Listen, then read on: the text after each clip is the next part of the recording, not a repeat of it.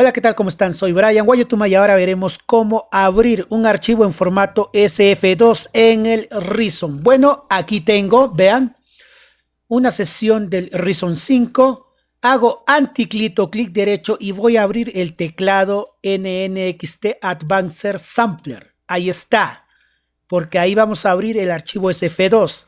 Le doy un anticlic en cualquier parte, obviamente no en algún botón o en alguna función, y pongo donde dice inicializar patch.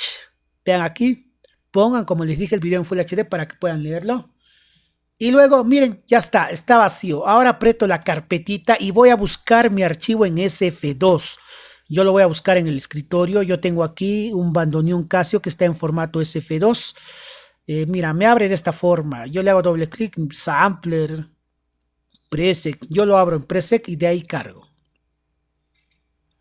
Y ya está. Yo he abierto este archivo de aquí que está en formato SF2. Ahí está en formato SF2. Y miren, voy a escuchar. Va a ser un sonido puro. Y de esa forma, en el Reason, puedo abrir un archivo en formato SF2 con el NNXT. Ya si hago una combinación, edito, combino, valga la redundancia, es otro tema. Nos vemos en un siguiente video.